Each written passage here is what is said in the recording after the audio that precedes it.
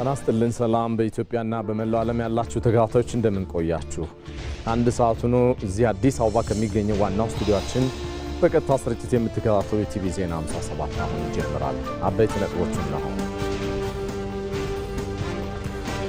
እየተካሄደ ያለው ሀገራዊ ምክክር በምክክር የሚያምን ዜጋን ለመፍጠር መሰረት የጣለ ነው ብለዋል የምክክሩ ተሳታፊዎች።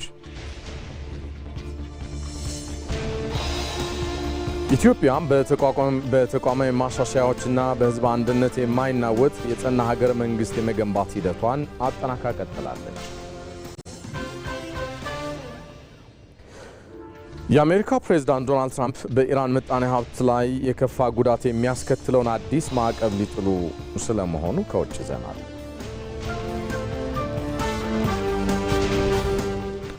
ሰለሞን ኃይለ ኢየሱስ ነኝ። አብራችሁን ዝለቁ።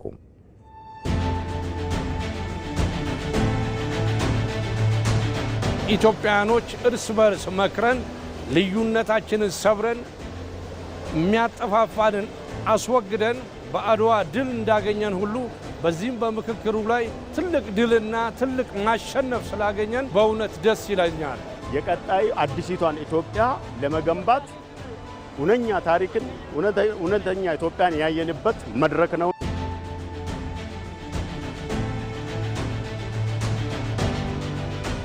በምክክሩ በአንድ ሀሳብ ተስማምተን ለኢትዮጵያ ትንሣኤ አድርገን የወጣንበት አንድነት ነው ብዬ ነው የምወስደው። ይሄ ምክክር በጣም ታሪካዊ የሆነ ምክክር ነው። ኢትዮጵያን ከፍ የማድረግና የኢትዮጵያን ልዕልና የመመለስ ስራ ውስጥ ይሄ ትልቅ እርሾ ነው ማለት ይቻላል። ልዩነቶቻችንን ፈተን ያንን ልዩነት ወደ አንድ አምጥተን የጋራ ድል፣ የጋራ ሀሳብ፣ የጋራ አሸናፊነት ያበሰርንበት መድረክ ነው ማለት ነው።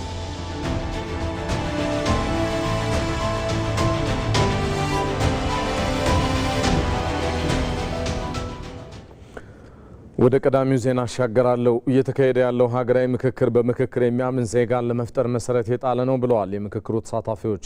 ወደፊትም ኢትዮጵያውያን የቀሩና የማያግባቡ ጉዳዮችን በውይይት መፍትሄ እየሰጡ መሄድን አጠናክረው መቀጠል እንደሚገባቸው ነው ተመካካሪዎች የገለጹት። ዘጋቢያችን አስማራ ብርሃኑ ተከታዩን ይዟል። መላው ኢትዮጵያውያንን የወከሉትና ከ30 ቀናት በላይ በተለዩ አጀንዳዎች ላይ ሲመክሩ የቆዩት የሀገራዊ ምክክር ተሳታፊዎች በምክክሩ ለተከማቹ የኢትዮጵያ መሰረታዊ ችግሮች የመፍትሄ ምክረ ሀሳቦችን ያመላከቱበት ነው። እነዚህ ዛሬ የተመከረባቸው የትላንት ቅራኔዎችና ለዛሬ የተረፉ አለመግባባቶች ናቸው።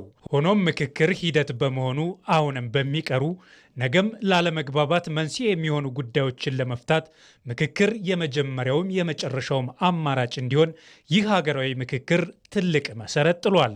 እያንዳንዱን ችግር አሁን ባወራነውና በተመካከርነው ፈተን ላንጨርሰው እንችላለን። ግን አሁን በተረዳውና በተመካከርነው በሚቀጥለው ጊዜ ያለው ችግሮች በሂደት እየተፈቱ ሁሉም ነገሮች በእያንዳንዱ ሂደቶች ችግሮች ያልተፈቱትም ያልቃሉ የሚል እምነት አለኝ። ይሄ ምክክር ሂደት በአንድ ጀንበር የሚዘጋም ሳይሆን ከዚህ በኋላ ኢትዮጵያ ከዚህ ልምድ በመውሰድ ለዓለም ተምሳሌት ሆና ችግሮችን በጠረጴዛ ዙሪያ በመወያየት መፍታት እንዳለብን ይሄ እዚህ ብቻም ሳይሆን በታችኛው ምርከን እስከ ታች ድረስ በጋራ በመወያየት ሁሉንም ነገር ከጉልበት ይልቅ ከጦርነት ይልቅ ከመሳሪያ ይልቅ በወንበር ዙሪያ በመነጋገር መፍታት የሚቻልበትን ሂደት ያስተማረና ልምድ የሰጠ መሆኑን ነው የሚመለከተው።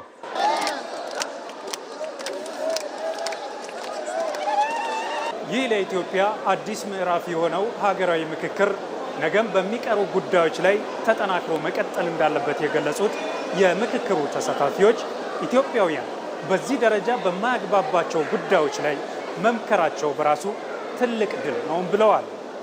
አገራችን በዚህ አይነት ሁኔታ ይሄን አገራዊ ምክክር ኮሚሽን አስቀጥላ ከጅማሬ እስከ ፍጻሜ ድረስ በሰላም ያለምንም ችግር በመናበብ እንደ አንድ ቤተሰብ ሆነን የማንም ወገን አሸናፊነት ሳይሆን ኢትዮጵያ ያሸነፈችበት ትልቁ የድል ምዕራፍ ነው ብዬ ነው የምወስደው እኔ። አሁን የቀረው ትንሿ ነገር በመመካከር በበለጠ ፈተን ሌላ ሂደት ውስጥ እንገባለን። ወደ እድገት ወደ ለውጥ እንገባለን። ታሪካዊ ወደ ሆነ ነገር ለሌላ ላወቁት ላደጉት ሀገራት ተምሳሌት ሆና ኢትዮጵያ ትቀርባለች የሚል እምነት አለ። ኢትዮጵያ በዚህ ሀገራዊ ምክክር ሁሉንም ያካተተ የችግሮች መፍትሄ ላይ የመምከርን የሰለጠነ እሳቤ ምዕራፍ ከፍታለች። ይህ የምክክር ጅማሮ ታዲያ በኢትዮጵያውያን ባህል ሆኖ እንዲቀጥል የዛሬው የምክክር ልምምድ እርሾ ይሆናል። ማንኛውንም ነገር በሰላም ቁጭ በማለት በመነጋገር በሂደት የሚፈታበትን ነገር ማመቻቸት ማህበረሰቡ ውይይትን እንዲያዳብር እኛ ገብቶን ሌሎቹ እንዲገባቸው ከዚህ በኋላ እናስተምራለን ብዬ አስባለሁ። በተለያዩ የህብረተሰብ ክፍሎች እነዚህ ችግሮች የሚፈቱበትን ሲስተም በመዘርጋት አስተምሮን በመዘርጋት ይህን ሂደት ትዕዛዝ ሳያስፈልገው የአንድ ማዕከል ሂደትን ሳይጠብቅ በየደረጃው ባህል አድርገን ከወሰድን ኢትዮጵያን ከዳር እስከ ዳር ከታች እስከ ላይ ከላይ እስከ ታች የማዳንና የአብሮነትን ስሜት የአብሮነትን ልምድ የምንካፈልበት በመሆኑ አጠናክረን እንቀጥላለን የሚል ሐሳብ ነው ያለን። ተቋማዊ ይዘትን ይዞ ከቀጠለ ለአገራችን ትልቅ ተስፋ ይሰጣታል ብዬ አስባለሁ። ይህ ሀገራዊ ምክክር አሁን ላነሳቸው አጀንዳዎች የመፍትሄ ምክረ ሀሳብ ሰጥቶ ብቻ የሚያልፍ ሳይሆን ለቀጣይም መሰረት የሚጥል መክሮ መግባባትን በኢትዮጵያውያን ሀሳብ ውስጥ የሚያሰርጽና በጠንካራ ተቋማዊ ባህል የሚቀጥል ይሆናል። ይህ በዚህ እንዳለ በኢትዮጵያ የሚለያዩና የግጭት ምንጭ የነበሩ ጉዳዮችን በውይይትና በምክክር ለመሻገር ሀገራዊ መግባባትንና ብልጽግናዋን ለማረጋገጥ ዜጎቿ ጠረጴዛ ከበው ይገኛሉ። በምክክር ሂደቱ የኔ የሚለው ሀሳብ ቀርቶ እኛ በሚለው ተተክቷል። ከደንጣ ማህበረሰብ ተመክሎ የመጣው ወጣት በምክክር ሂደቱ ኢትዮጵያ አሸንፋለች ሲል ነግሮናል። ባልደረባችን ብሩክታይት አስራት አነጋግራው ነበረ። ተጨማሪውን እስኪ ከራሷ አንደበት ተከታተሉትና እንመለሳለን።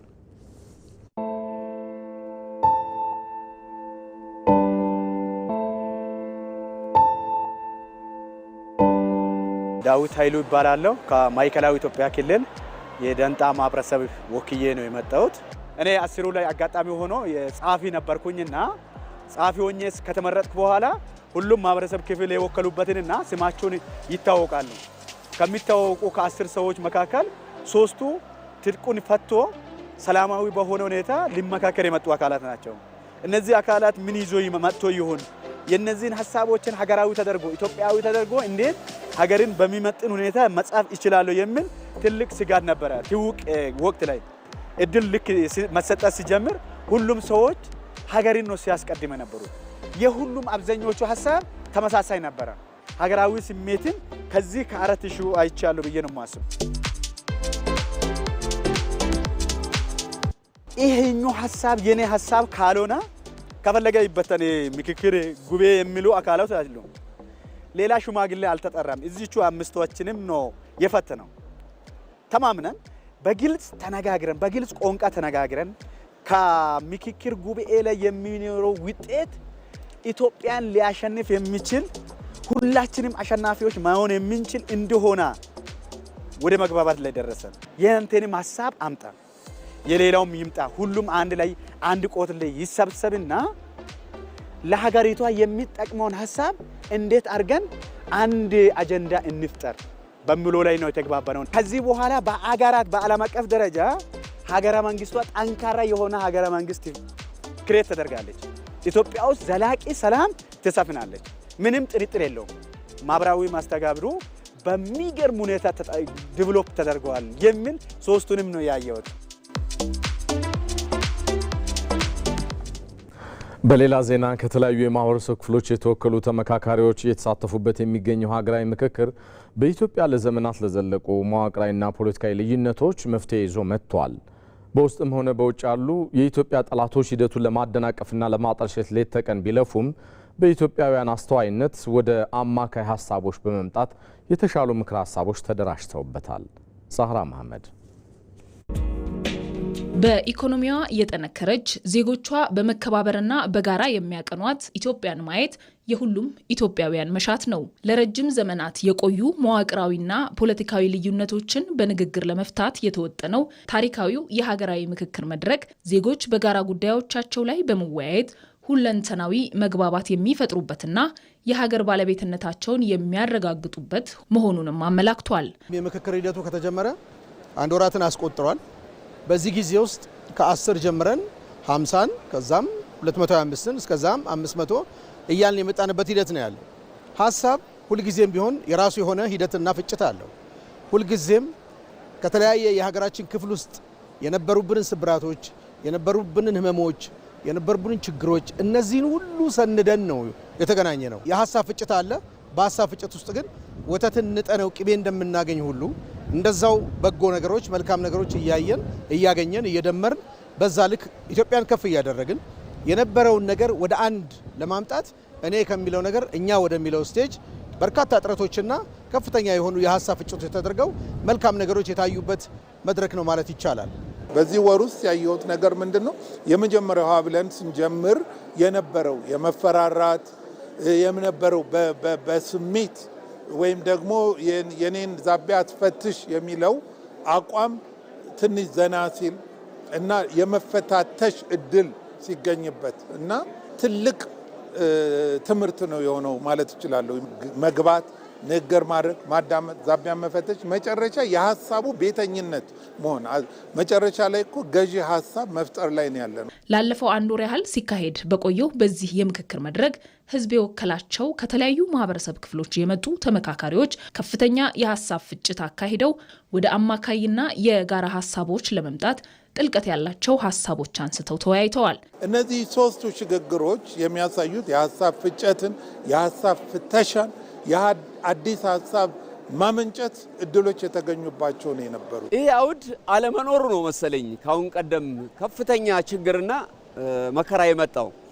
ይሄ በመሆኑ አሁን መመካከር ስለጀመርን ከየጫፉ የመጣው ተስማምቶ ተነጋግሮ ጥሩ ውጤት ላይ ነው።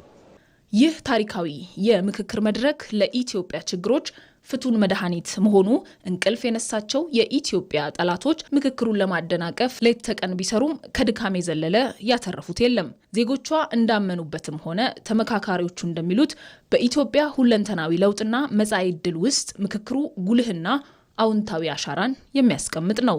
የሚቀጥለው ትውልድ ታላላቆቼ መክረውልኛል፣ እኔ ደግሞ ለሚቀጥለው ትውልድ ምን ምክረ ሀሳብ ላቅርብ ብሎ ይሄንን እድል ተጠቅሞ ሀሳብ የማቅረብ እድል ስለሌላቸው አይደሉ እንዴ? በመላው ዓለም የምናየው የተለያየ ጦርነቶች የሚካሄዱት እኮ ሀሳብ የሚቀርብበት መድረክ አለመኖሩ ነው። እና ከተለያዩ ዓለሞች ያንን ነው ተረድተን እኛ ሀሳብ የምናቀርብበት መድረክ እድል ፈጣሪ መድረክ ሰሪ ያንን እድል ተጠቃሚና መድረኩ ላይ ደግሞ ተወናዋኝ ሆነን መቅረብ እና ማለፍ መቻል አለብን የሚል እምነት ነው ያለው። ኢትዮጵያ ሀገራችን የተሰፋችበትና የተሰራችበትን የቆመችበትን ውሃ ልክ የተገነዘበ ኢትዮጵያዊ የሆነ ሰው ሺህ ሀሳብ ልዩነት ቢኖር መነጋገር እየተቻለ ማውራት እየተቻለ መነጋገር እየተቻለ ሀሳብ ማዋጣት እየተቻለ በነገሮች ሁሉ መግባባት እየተቻለ ለኢትዮጵያ ተስፋ አይኖርም ብሎ ማሰብ ሞኝነት ይሆናል ብዬ ነው የማስበው። ምክንያቱም ሀገራችን ተስፋ ያላት ሀገር ነች። ነገ ተስፋ ስላላት ነው ቻሌንጆቿ የበዙት። ኢትዮጵያ ግን በታሪኳ ውሃ ልክ ላይ ተቀምጣ የምትኖርበት የውይይት አውድ ነው ብሎ ማሰብ አስፈላጊ ነው። በተመካካሪዎች ዘንድ የነበሩ የሀሳብ ፍጭቶችና የተደረሱ መግባባቶች ዘላቂ ሰላምን ማስፈንና ለጠንካራ ዲሞክራሲያዊ መሰረት በመሆን ሀገራዊ የምክክር ሂደቱ ስኬታማ አቅጣጫ መያዙን አመላካች ናቸው። እዚህ ሸጎሌ አካባቢ ከሚገኘው ስቱዲዮአችን ኢቲቪ ዜና 57ን እየተከታተላችሁን የተወደዳችሁ እንቀጥላለን። ኢትዮጵያ በተቋማዊ ማሻሻያዎችና በሕዝብ አንድነት የማይናወጥ የጸና ሀገረ መንግስት የመገንባት ሂደቷን አጠናክራ ቀጥላለች። የመደመር መንግስት ከጀመራቸው ተቋማዊ አቅምን የማሳደግ ጀምሮ እስከ ኢኮኖሚ ሉዓላዊነትን የማረጋገጥ እርምጃዎች ታዲያ ኢትዮጵያ እያከናወነች ላለው የጸና ሀገረ መንግስት ግንባታ ሂደት መሰረት እየጣሉ ናቸው። መሐመድ አሊ ከተበታተነ ኃይል ወደ ጋራ ሀገር የተሸጋገሩ ከቡድን ወይንም ከፖለቲካ ፍላጎት በላይ ለጠንካራ ተቋማት ቅድሚያ ይሰጡ የዜጎችን አቅም አስተባብረው ወደ ጋራ ልማት ያነቃነቁና በአንድ ሀገራዊ ትርክት ስር ያስጠለሉ ሀገራት አቅም ሲመረመር ምንጮ የጸና ሀገረ መንግስት ግንባታ ነው። እነዚህ የዓለም ተሞክሮዎች የሚያሳዩን አንድ መሰረታዊ እውነት ሀገረ መንግስት መገንባት አቋራጭ መንገድ የሌለውና የተቋማትን አቅም ማጠናከር፣ አስተሳሳሪ ትርክትን መፍጠርና የዜጎችን ንቁ ተሳትፎ ማረጋገጥ ማረጋገጥ የየትኛውም የጸና ሀገር መነሻና መድረሻ ነው የሚለው ነው። ጉዞው ግን ቀጣይነትና የማይቋረጥ መንገድ ውጤት ነው። የጸና ሀገር እንደ ሽበት የሚበዛ የዘመን አሻራ፣ እንደ ወንዝ የሚፈስ የትውልድ ላብ፣ እንደ ተራራ የሚጸና የህዝብ ቁርጠኝነት ውጤት እንጂ በድንገት የሚከሰት ተአምር አይደለም። የሀገረ መንግስት ግንባታ ውስብስብና ቀጣይነት ያለው ሂደትን የሚፈልግ በመሆኑ ተቋማትም ቀስ በቀስ እየተፈጠሩና እየተጠናከሩ የሚሄዱበት ነው። አብዮታዊ አይደለም፣ ኢቮሉሽነሪ የሚባል ነውና አዝጋሚ ነው። የትኛውም ሀገር በአንድ ጀንበር የሚገነባ የለም፣ በጊዜ ሂደት የሚገነባ እንደሆነ ታሳቢ ማድረግ ያስፈልጋል። በጊዜ ሂደት ጠንካራ ሀገር እየመሰረት ሁሉም የኔ ናት ቤቴ ናት ብሎ የሚያስባትን ሀገር እየገነባ የምትሄደው ነው። ጠንካራ ሀገረ መንግስት የሚገነባው በተቋማዊ አቅም ነው። ጠንካራ የፍትህ ስርዓት፣ የህግ የበላይነት፣ ግልጽና ተጠያቂነት ያለው የመንግስት አገልግሎትና የዜጎች ተሳትፎን ማረጋገጥ ሲቻል ሀገርን የጸና ማድረግም ይቻላል። የፖለቲካ ተቋማት ጥንካሬ ለተረጋጋ ሀገረ መንግስት መፈጠር ወሳኝ ነው የሚል ጽኑ እሳቤን ይዞ የተነሳው የመደመር መንግስት ልዩነትን አክብሮ የጋራ ማንነትን ማጎልበት ሲቻል የሀገረ መንግስት መሰረት እንዳለት የጸና ይሆናል ብሎም ያምናል። የሀገረ መንግስት ግንባታ ሂደት በግማሽ መንገድ የማይቆም አዳዲስ ፈተናዎችን የመሻገር አቅምን ያጎለበተ መሄድ ሲቻልና አሻጋሪ መፍትሄዎችን የመፍጠር አቅም ሲጎለበት ከትላንትናው ተሻግሮ የዛሬውን አቅንቶ የነገውን ተስፋ ማጽናትም ሲቻል ነው። የቀን ስራ የማታ ራት እንዲሉ ዛሬ የተሰሩ ስራዎች ለነገ ጥንካሬ መሰረት ይሆናሉና ይህን ያስተዋለው የመደመር መንግስትም ለዚህ ነው ለዛሬ መሰረት ለነገ ዋስትና የትውልዱንና የሀገር መተማመኛ የሆኑ ዘመን ተሻጋሪ ተቋማትን የመገንባት መሰረታዊ ተግባርን ቅድሚያ ይሰጠው። ሀገረ መንግስቱም በጠንካራ መሰረት ላይ ሊያስቆሙ የሚችሉ መንግስትን ሊያጸኑ መንግስትን ሊያጠነክሩ የሚችሉ ጠንካራ የሀገረ መንግስት ተቋማትን መገንባት አንዱ ሂደት ነው። ተቋማት እየተገነቡ ነው። እንደምታውቀው በጣም ወሳኝ የሚባሉ የሀገረ መንግስት ግንባታውን የጸና መሰረት ላይ ሊያቆሙ የሚችሉ ጠንካራ ተቋም መንግስት ኖረም አልኖረም፣ ገዢው አካል ኖረም አልኖረም ሁላችንም በአንድ አይን ሊያዩ የሚችሉ ተቋማት እየገነባ ስትሄድ ሁሉም አካል ይሄ ተቋም የኔ ነው ወደ ማለት እየተሸጋገሩ ይሄዳሉ ማለት ነው። በጠነከረ መሰረትና በጸና መርህ ላይ የሚመሰረቱ ተቋማት ወዲህ የመንግስትና የህዝብን ዝምድና የበለጠ ሲያጋምዱ፣ ወዲያ ደግሞ ሀገርና ህዝቦቿን በሚነሳ ማዕበልና በሚፈጠር ወጀብ እንዳይጠለፉም ሆነ እንዳይወድቁ ሁነኛ ምሰሶዎች ናቸው። የትላንቱ ትውልድ ላብ የዛሬው መሰረት ነው። የዛሬው ትውልድ ደግሞ ለነገው ስንቅና አቅም ይሆናል። ማንም ትውልድ እኔ ጨረስኩት ብሎ እጁን አጣጥፎ መቀመጥም አይችልም። ኢትዮጵያ ለችግር የማይደነግጥና ለማዕበል የማይሸበር የጸና ሀገረ መንግስትን ለመገንባት በበርካታ መስኮች ተከታታይ ስራዎችንም እያከናወነች የምትገኘው ለዚህ ነው። የጸጥታውን ሴክተር ማንሳት ትችላለህ፣ የፍትህ ተቋማትን ማንሳት ትችላለህ። በመደመር መንግስት ትልቅ አቺቭመንት ብዬ የማስበው አንዳንድ ተቋማትን በትልቁ ሪፎርም ለማድረግ የተካሄደበት ርቀት ውጤቶች እያመጡ ነው ብዬ ነው ማስበው። እነዚህ ነገሮች ደግሞ ዜጎች በአንድ መንገድ እንዲፈሱ ለአንድ ሀገር እንዲሰሩ ሀገረ መንግስቱን ጠንካራ ሊያደርጉ የሚችሉና ሀገረ መንግስቱ ጠንካራ በሚሆንበት ጊዜ ደግሞ ኢትዮጵያ የታሰበላትን የእድገት ማማ ላይ ልትወጣ የምትችልበትን መንገድ ይፈጥራል ማለት ነው። ሀገር በየቀኑ የምትገነባ በየቀኑ የምትጸናና የጋራ ውል በመሆኗ በዛሬዋ ኢትዮጵያ ሀገረ መንግስትን የማጽናት ጉዞ በግማሽ መንገድ የሚቆም አይደለም። ሂደቱ በተቋማዊ አቅምና በኢኮኖሚ ጥንካሬ የሚጸና በመሆኑ በጋራ ፍላጎትና ለሀገር መጽናት መሻት የተካሄደውን የሀገራዊ ምክክርም የዚሁ ቀጣይነት ያለው የሀገረ መንግስት ግንባታ ቁልፍ ማዕዘንም ነው። ሀገራዊ ምክክሩ አሮጌ ቁስሎችን እያከመ በልዩነቶች መካከል ድልድይ እየገነባ ለጸና ሀገረ መንግስት የማይናወጥ መሰረትን እያዘጋጀ ይገኛል። ታሪክ እንደሚያስተምረን ዘላቂ ሀገር የሚገነባው በጠመንጃ ኃይል ወይንም በጊዜያዊ የፖለቲካ ስምምነት ሳይሆን በዜጎች በጎ ፈቃድና ባልተቋረጠ ጥልቅ ውይይት ነው። አሁን ኢትዮጵያ የጀመረችው የጸና ሀገረ መንግስት ግንባታ መንገድ የታዛቢነትን ሚና የሚፈቅድ አይደለም። መንግስት መሰረቱን ይጥላል፣ ተቋማት አቅም ይገነባሉ። የሂደቱ ሙሉ ስኬት ግን የእያንዳንዱ ዜጋ የላቀ ትኩረትና ንቁ የባለቤትነት ስሜትና ያልተቋረጠ ረበረብም ያስፈልጋል። በያዝነው መኸር ወቅት እስካሁን ከ20 ሚሊዮን ሄክታር በላይ መሬት በሰብል ስለመሸፈኑ ግብርና ሚኒስቴር አስታውቋል። አሁን የሰብል ሁናቴ በምርት ዘመኑ ከፍተኛ ምርት እንደሚገኝ አመላካች መሆኑንም ገልጿል።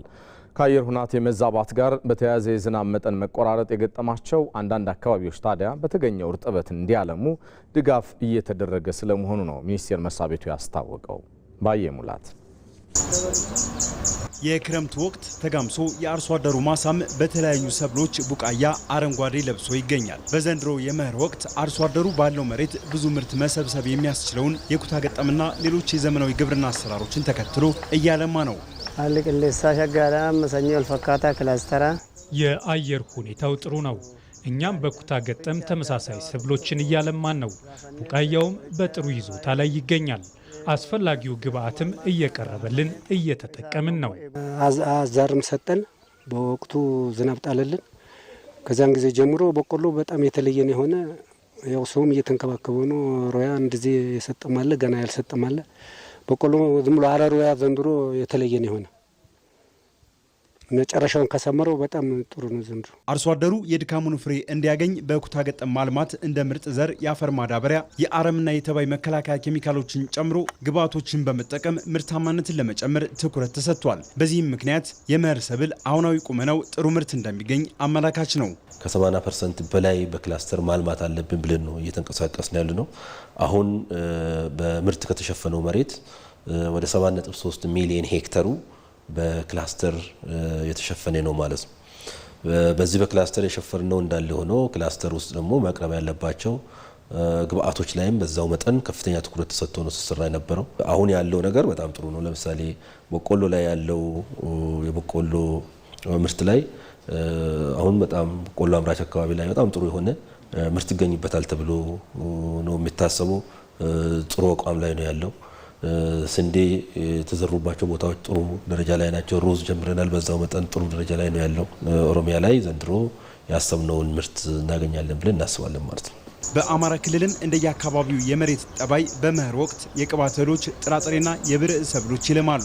በክልሉ በያዝነው መኸር ሰፊ የመሬት ሽፋን በሰብል እየለማ ሲሆን የሰብል ይዞታውም በጥሩ ሁኔታ ላይ እንዳለ ይገለጻል። እስካሁን ወደ 5.4 ሚሊዮን ሄክታር አካባቢ ዘርተናል። በዘር ለመሸፈንም ጥረት አድርገናል። እስካሁን ባለበት በተለይ በአንዳንድ አካባቢዎች ክረምቱ ዘግይቶ ከመግባት ውጭ ዝናብ ስርጭቱ ከሞላ ጎደል የተሻለ ሙቀትም ስላለ በሁሉም አካባቢ አሁን ባለበት ደረጃ የተወሰነ ኪስ ቦታዎች አልፎ አልፎ ዝናብ የዘገየባቸው የዝናብ ጊዜ ወጣ ገባ የሚልባቸው አካባቢዎች ውጭ አብዛኛው የክልላችን አካባቢ በጣም የተሻለ የሰብል ቁመና ነው ያለው። በሀገራችን በየዓመቱ በመኸር ወቅት በሰብል የሚለማው መሬት ሽፋንና የሚገኘው ምርት መጠን እየጨመረ ነው። ለዚህ ዋናው ምክንያት የዘመናዊ ግብርና መሳሪያዎችና ግብዓቶች አቅርቦት መጨመሩ፣ አርሶ አደሩም በግብርና ባለሙያዎች በመታገዝ ዘመናዊ አስተራረስን በማስፋቱ ነው። በዚህ የመኸር ወቅትም እንደ ሀገር ከ22.3 ሚሊዮን ሄክታር በላይ መሬት በማልማት ከፍተኛ ምርት ለመሰብሰብ አርሶ አደሩም ባለሙያውም በየዘርፉ እየተጋ ነው። እስካሁን ወደ 20.4 ሚሊዮን ሄክታር የሚሆን ማሳ በሰብል ተሸፍኗል። እንግዲህ ከዚህም ለሚቀጥለው ዓመት እስከ 750 ሚሊዮን ኩንታል አካባቢ እናገኛለን ብለን ነው የምናስበው። ይሄ ሲደረግ አንዳንዶቹ በአነስተኛ እርሻ የሚሰሩ ናቸው። በአነስተኛ አርሶ አደሮች ወይም በስሞል ሆልደር ፋርመርስ በምንለው ነው። እንዲሁም ደግሞ በስፋት መካናይዜሽንን በመጠቀም ትራክተርን በመጠቀም ደግሞ በክላስተር የሚሰሩ ሰፋፊ ማሳዎችም ከዚህ ውስጥ ላይ ይካተታሉ ማለት ነው። የዘንድሮ መኸር በአብዛኛው አካባቢዎች ጥሩ ይዞታ ቢኖረውም ከአየር ሁኔታ መዛባት ጋር በተያያዘ በአንዳንድ አካባቢዎች የዝናብ መጠን መቆራረጥ ተስተውሏል። ቢሆንም ግን የተገኘውን ዝናብ ተጠቅሞ ለማምረት የዝናብ ውሃን አቁሮ መያዝ እንዲሁም በአጭር ጊዜ የሚደርሱ የሰብል ዝርያዎችን እንዲያለሙ ስትራቴጂ ተቀርጾ እየተሰራ ነው። ስርጭቱ ወጣ ገባ በሚልበት ሰዓት አንደኛ እርጥበትን መጠቀም ነው። ትንሽም ቢሆን ዝናብ ሲዘንብ ያችን ዝናብ መጠቀም ያስፈልጋል። ያ ማለት ምንም ይሁን መዝራት አለብህ ነው። ቶሎ ሊደርሱ የሚችሉ የተለያዩ የሰብል ዝርያዎች ይኖራሉ። ለእንስሳት መኖ ሊሆን የሚችል መኖ ልትጠቀም ትችላለህ። እንዲሁም የመስኖ ፋሲሊቲ ያላቸው ሊሆኑ ይችላሉ፣ ወይም ውሃ ያለባቸው አካባቢዎች ወንዞች ሊሆኑ ይችላሉና እሱን እንዲጠቀሙ እኛ እንደ ሚኒስቴር መስሪያ ቤት አስፈላጊውን ድጋፍ እያደረግን ነው። በዛ አግባብ ክልሎችም የራሳቸውን ስትራቴጂ ነድፈው ከታች እስከ ወረዳ ድረስ በተደራጀ ኃይል ስራዎችን እየሰሩ ይገኛሉ። ያ ምንድነው ሊያደርስ የሚችለውን የምርት ቅናሽ ለመቆጣጠር የራሱ የሆነ አስተዋጽኦ ይኖረዋል። የዝናብ እጥረት ባለባቸው አካባቢዎች ድርቅን የሚቋቋሙ የምርጥ ዘር ዝርያዎችን መዝራትና የተለያዩ የውሃ አማራጮችን በመጠቀም በመስኖ ማልማት ትኩረት ተሰጥቶታል። የአፈርና ውሃ ጥበቃ ስራዎችን እንዲሁም የዘመናዊ ግብርና ቴክኖሎጂዎችን አያይዞ መጠቀም አርሶ አደሩ በየትኛውም የአየር ሁኔታ በማምረት የቤተሰቡንም የሀገርንም የምግብ ዋስትና ለማረጋገጥ ያስችለዋል። በሌላ ዜና በቀጣይ የክረምት ቀናት በደቡብ ምዕራብ፣ ሰሜን ምዕራብና መካከለኛው የኢትዮጵያ ክፍሎች የተሻለ የዝናብ መጠንና ስርጭት እንደሚያገኙ የሜትሮሎጂ ኢንስቲትዩት ትንበያ አመላከተ። ኢንስቲትዩቱ ያለፉት 2 ወራት የዝናብ ስርጭትና ቀጣይ የክረምት ቀናት ትንበያ መረጃን ይፋ አድርጓል። በዚህም መሰረት ባለፉት የሰኔና ሐምሌ ወራቶች ውስጥ የክረምት ዝናብ ተጠቃሚ አካባቢዎች ላይ የተስፋፋ የዝናብ መጠንና ስርጭት ነበራቸው። በተጨማሪም 165 በሚደርሱ አካባቢዎች ላይ በ24 ሰዓት ጊዜ ውስጥ ከ30 እስከ 122 ሚሊ ሜትር እጅግ ከባድ መጠን ያለው ዝናብ ተመዝግቧል። በመሆኑም የነበረው የዝናብ መጠንና ስርጭት በክረምቱ ወቅት የሚያከናውኑ የግብርና ስራዎችን ለተፋሰሶችና ለአካባቢ ጥበቃ ስራዎች ምቹ ሁናቴን የፈጠረ ነበረ ብሏል ኢንስቲትዩቱ። ይሁን እንጂ በዋግ ኽምራ ዞን፣ በምስራቅና ምዕራብ ሐረርጌ ዞኖች፣ ምስራቅ ሸዋና በጥቂት የማዕከላዊ ዞኖች ተደጋጋሚነት የነበረው ደረቅ ሰሞናቶችም ተስተውሏል ብሏል ኢንስቲትዩቱ። በሚቀጥሉ ቀናት ለክረምት ዝናብ መፈጠር ምቹ ሁናቴን የሚፈጥሩ የሜትሮሎጂ ገጽታዎች እንደሚኖሩ የኢንስቲትዩቱ ትንበያ ያመላክታል። ከዚሁ ጋር በተያያዘ በተለይም በደቡብ ምዕራብ ሰሜንና መካከለኛው የሀገሪቱ ክፍሎች ላይ የተሻለ የዝናብ መጠንና ስርጭት ያገኛሉ። እነኚህ አካባቢዎች በብዙ ቦታዎቻቸው ላይ ከመካከለኛ እስከ ከባድ መጠን ያለው ዝናብ ይኖራቸዋል። በሌላ በኩል ሰሜን ምስራቅና ምስራቅ የሀገሪቱ አካባቢዎች ላይ ከቀላል እስከ መካከለኛ መጠን ያለው ዝናብ የሚያገኙ ቢሆንም ከተከታታይነት ያለው ደረቅ ሰሞናትም እንደሚኖራቸው የትንበያ መረጃዎች ያመላክታሉ። ከውጭ ያዝነውን ጉዳይ እናገራችሁ። የአሜሪካ ፕሬዝዳንት ዶናልድ ትራምፕ በኢራን ምጣኔ ሀብት ላይ የከፋ ጉዳት የሚያስከትለውን አዲስ ማዕቀብ ሊጥሉ ነው። የአሜሪካ ፕሬዝዳንት ዶናልድ ትራምፕ በኢራን ላይ እስካሁን ከተጣሉ ማዕቀቦች ሁሉ አደገኛና አውዳሚ ያሉትን የኢኮኖሚ ማዕቀብ ዘመቻ ይፋ ማድረጋቸውን ተከትሎ ቻይና ዛቻውን እንደማትቀበለው አስታውቃለች። ትራምፕ ከቴህራን ጋር የንግድ ግንኙነት በሚቀጥሉ ሀገራት ላይ ከባድ የኢኮኖሚ ቅጣት እንደሚጠብቃቸውም ዝተዋል። የአሜሪካን ምጣኔ ሀብት እንድትደግፍ ጥሪ ቀርቦላት ሀሳቡን ውድቅ ያደረገችው ቻይናም ውጥረቱ በኢኮኖሚ ጦርነት ሳይሆን በውይይትና በፖለቲካ ድርድር እንዲፈታ ነው የጠየቀችው። ቻይና የኢራን ትልቁ የነዳጅ ገዢ ስትሆን አብዛኛውን የቴህራን የነዳጅ ምርት ወደ ሀገሯ በማስገባት ለኢራን ወሳኝ የኢኮኖሚ ዋስትና ሆናም ቆይታለች። ይህ በእንዲህ እንዳለ ታዲያ የኢራን ውጭ ጉዳይ ሚኒስቴር አዲሱ የአሜሪካ የኢኮኖሚ ማዕቀብ ዛቻ ህገወጥና ሰብአዊነት የጎደለው ስለመሆኑ በመጥቀስ አጥብቀው ስለማውገዛቸው የዘገበው ሲኤንኤን ነው። የተወደዳችሁ ለአንድ ሰዓት ኢቲቪ ዜና 57 የተመለከታቸው ጉዳዮች እነኚህ ናቸው። በቀሪ ደቂቃዎቻችሁ ከተመራረጡ የቢዝነስና የስፖርት ዘገባዎች ጋር ትቆያላችሁ። ባልደረቦቼ እንደየቅደም ተከተላችሁ ያገኟችኋል። ምሽቱ 2 ሰዓት ላይ እንገናኛለን። በሰላም